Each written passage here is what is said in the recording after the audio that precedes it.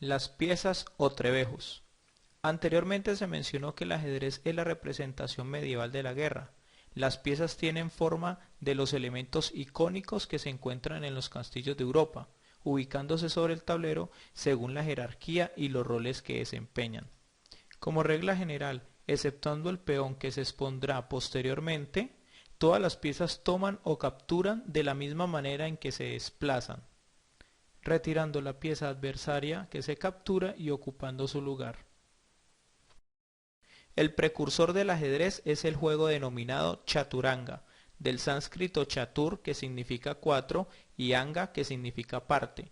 Se jugaba con dados entre cuatro personas que formaban dos equipos, y se empleaba como piezas, además del rey, las cuatro divisiones del antiguo ejército indio, la infantería, caballería, carros que se reemplazaban por barcos en zonas costeras y elefantes. El rey es la pieza más importante del juego y sin embargo la más vulnerable. Su vida depende del actuar de las demás piezas.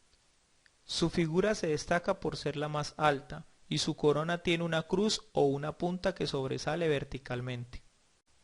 Se mueve un espacio a la casilla más cercana siempre y cuando ésta no se encuentre dominada por el adversario. La torre es el principal guardaespaldas del rey. Por lo general se encarga de cuidar la retaguardia y evita los mates en la primera fila. Su figura es redondeada o cuadrada, con la parte superior plana o con almenas.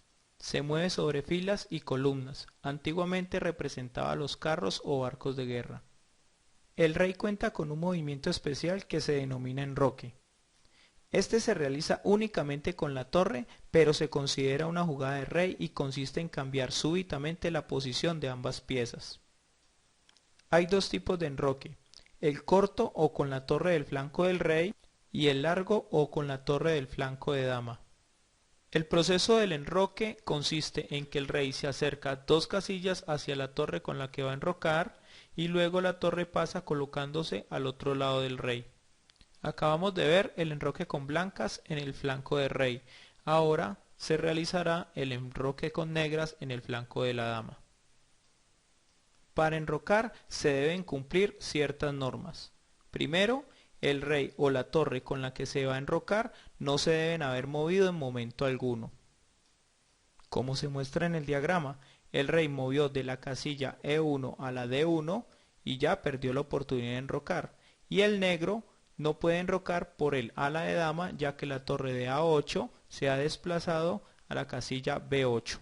Segundo, el rey no puede estar, pasar o quedar en jaque. Lo podemos ver en el diagrama donde las blancas no pueden enrocar en el flanco del rey ya que la torre de F8 haría que este rey pasara por un jaque en la casilla F1.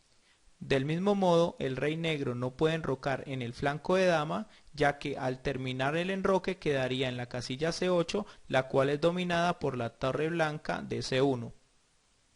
Y por último, no deben haber piezas entre el rey y la torre con la que se va a enrocar. Se puede ver en el diagrama que las blancas no pueden enrocar en el flanco de rey ya que hay un caballo, y las negras no pueden enrocar en el flanco de dama ya que hay un alfil. Alfil es la pieza que punza, como si fuera un caballero armado con una espada o como si un arquero disparase una flecha. Similar al peón pero de mayor tamaño y con la parte superior alargada, tiene una hendidura que representa la forma de la mitra del obispo o la bisagra en el casco del caballero.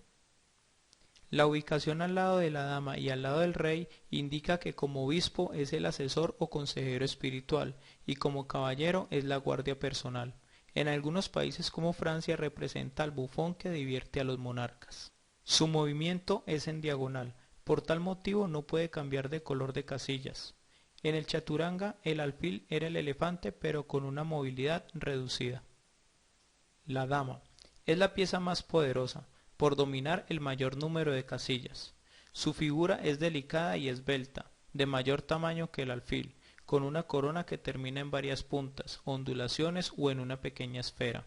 Su alto valor de utilidad se debe a la capacidad de desplazarse como una torre y como un alfil, es decir, en columna, fila y diagonal. Luego del chaturanga, la dama apareció en el chatrang, pero con el nombre de alferza como evolución de la palabra fers, que significa visir o consejero. En algunos países como Rusia se usan derivaciones de la palabra fers. El caballo. Es una pieza con un movimiento especial, debido a que es la única que no puede ser bloqueada porque tiene la capacidad de saltar, es decir, de pasar sobre otras piezas. Además, no se mueve en una misma línea, ya que forma una L. Cada vez que hace un salto cambia de color, ya que pasa de una casilla clara a una oscura y viceversa. Su movimiento se puede describir de tres maneras. 1. Alejándose del punto de salida, mueve una casilla como torre y después una como alfil o viceversa. Como se observa en la figura, el caballo que se encuentra en D5 llega a la casilla E7 con la imaginaria ruta señalada en verde por D6 al mover como torre y luego por E7 al mover como alfil, o la señalada en amarillo primero por E6 al mover como alfil y luego por E7 al mover como torre. Segundo, se desplaza a la casilla más cercana que no esté en la misma columna, fila o diagonal a la casilla donde se encuentra. Obsérvese que se ha señalado las líneas rectas en verde y en rojo las casillas donde puede avanzar. Y tercera manera de enseñarlo, avanza dos casillas sobre la misma fila en que se encuentra y luego una casilla sobre la columna, o viceversa. Primero avanza dos casillas sobre la columna y luego avanza una casilla sobre la fila. Los juegos precursores del ajedrez lo han incluido ya que representa la caballería, que la mayoría de los ejércitos a través de los tiempos han empleado para librar batallas y conquistar reinos. El peón. Su tamaño es inversamente proporcional a su coraje. Es el más pequeño y valiente de todas las piezas. Tiene varias características que lo diferencian de las demás. Primero que todo, no retrocede ni juega a los laterales, solo conoce el avance. Segundo, el desplazamiento con o sin captura es diferente, sobre la columna sin captura y cambiando de columna con la captura.